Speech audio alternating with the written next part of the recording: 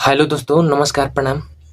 आज हम एक ऐसी लड़की पर चर्चा करेंगे जो कि देखने में बहुत ही भोली-भाली और खूबसूरत लगती थी। वो अपने हुनर को दिखाकर और नौजवान लड़कों को फँसाकर वो पैसा कमाती थी। उसके काली करतूत को हम आप लोग को बताते हैं, जैसे कि पढ़ने लिखने वाला जो लड़का होता है और जो धनी-मनी लड़का होता है, उसी लड़के को चुनती थी और चुनने के बाद वो उसके पूरे जन्म कुंडली निकालती थी और जन्म कुंडली निकालने के बाद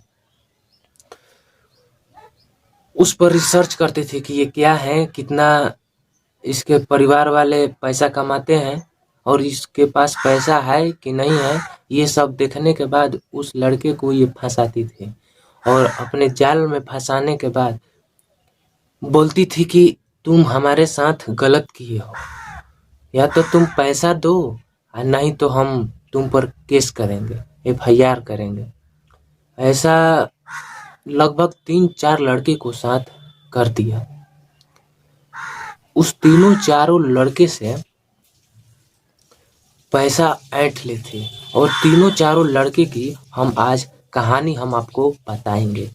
जैसे पहला लड़का हुआ जो कि बेचारा पढ़ाई करता था और पढ़ाई के साथ साथ कुछ काम भी करता था, इसलिए उसके पास कुछ पैसा अच्छा खासा थे। और ये लड़की जो थी ये पहले ऑनलाइन चेक करती थी, जैसे इंस्टाग्राम पर, फेसबुक पर, डिजिटल जमाना है, अपने प्रोफेशन को लोग ऑनलाइन दिखाते भी हैं, इसलिए पकड़े जाते हैं कि वो कितना पानी में है। जैसे कहने का मतलब है कि उसकी औकात क्या है, वो सोशल मीडिया से इस समय मालूम चल जा रहा है। इसलिए अपने प्रोफेशन को ऑनलाइन शेयर नहीं करें तो ही अच्छा है। चलिए हम इस कहानी में आगे बढ़ते हैं। जैसे वो लड़की और वो लड़का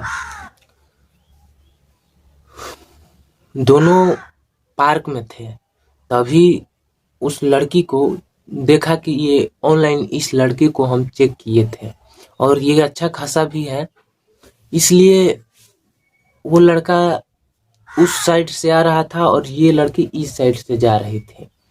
तभी लड़की जानबूझकर उस लड़के के शोल्डर से टकरा गई और टकराने के बाद बोला कि सॉरी सॉरी, और सॉरी बोलने के बाद वो बढ़ने लगी।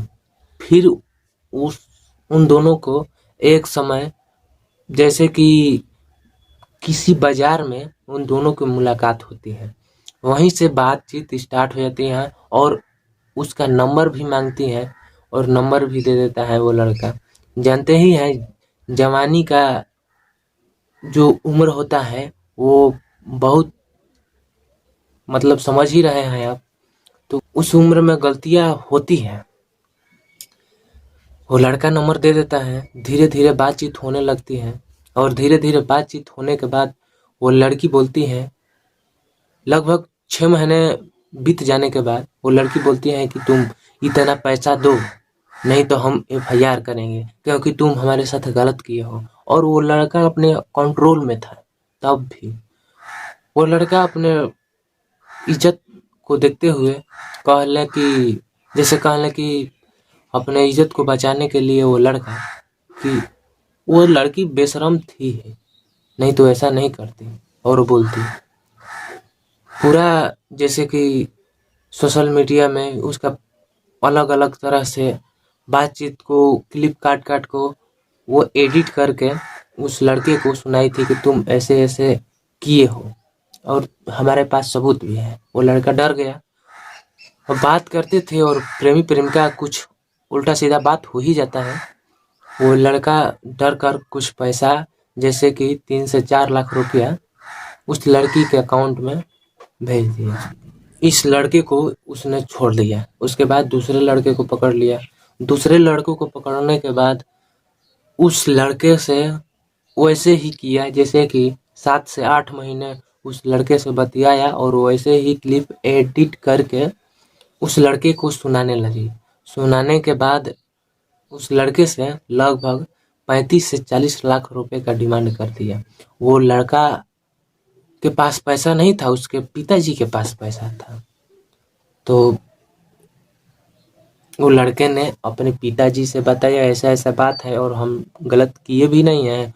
वो लड़की जो है वो हमारा साउंड को एडिट करके, वो लड़की जो है वो फोटो वोटो जोड़ के हमारे से ब्लैकमेल कर रही है फोन पर।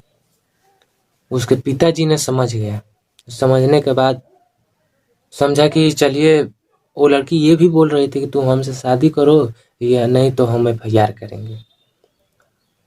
तो उस लड़के ने सोचा कि क्यों नहीं हम शादी ही कर लें। उसके पिताजी ने बोला कि तुम उस लड़की को घर ले आओ। घर लाने के बाद में शादी विवाह हुआ। मंदिर में जैसे शादी ब्याह होता है वैसे शादी हुआ। उसके बाद उस लड़के ने घर पर रखा और घर पे रखने के बाद वो लड़की अपने जिस्म को टच भी नहीं करने देती थी। और जैसे ही 3 से 4 महीने हुए, 2 से 3 महीने जैसे ही उस लड़की को 2 से 3 महीने उस घर में हुआ, वैसे ही वो लड़की घर से बाहर निकलने लगी और बोल रही थी कि हम इस घर में नहीं रहेंगे, तुम हमको प्रताड़ित कर रहे हो, हमको पैसा दो कि हम अपने अपने जीवन को अच्छे से जिए, हमको पैसा चाहिए। और 25 से 30 लाख रुपया का डिमांड कर दिया। उस लड़के ने दिए पैसा। इसका धंधा था, इसका पेशा था यही कि हम पैसा कैसे भी कमाएं। और वो लड़की फिर एक लड़के के साथ ऐसे ही किया कि हमसे शादी करो या तो पैसा दो 30-35 लाख रुपया। फिर उस लड़के ने भी सोचा कि हम शादी कर लें। तो क्या होता है कि एक सगाई में, जैसे सगाई हो रहा था उस लड़की को, सगाई में बहुत आदमी होता है, जैसे कि रिलेशन वाले होते हैं। उसी रिलेशन वाले ने पकड़ लिया कि इस लड़की को दूसरी जगह भी हमने देखा था शादी करते हुए और ये यहाँ भी शादी कर रही है। फिर सोचा कि एक लेखा बहुत आदमी होता है, जैसे एक जैसे बहुत ही आदमी होते हैं, हो सकता है वही होगी, वो नहीं होगी। फिर छानबीन करने के बाद में उस बंदे ने सोचा कि एक बार जांच लेने से क्या हर्ज होता है, और उस लड़की के पास गए। उस लड़की के पास जाने के बाद वो लड़का कुछ कुछ पूछने लगा और कुछ कुछ पूछते ही उसके पैरों के तले जमीन खिसक गई और उसके पैर कांपने लगे। पैर कांपने लगे तो वो पसीने पसीने हो गए और वो लड़का समझ गया। धीरे धीरे उस लड़के से जो शादी कर रहा था लड़का, उसके गार्जियन को बताया ऐसा ऐसा बात है। उसके बाद पुलिस वुलिस आया। पुलिस वुलिस आने के बाद में ये सब पूरा मामला साफ हो गया। उसके बाद वो लड़की बोलने लगी कि हम पैसे के लिए ये सब करते हैं, ये हमारा धंधा है, ये हमारा पेशा है। उसके बाद लड़की की जेल हुई और ये सब घटना जो है उस लड़की की जेल हो गई। चलिए दोस्तों, आज के वीडियो में इतना ही। जय हिंद।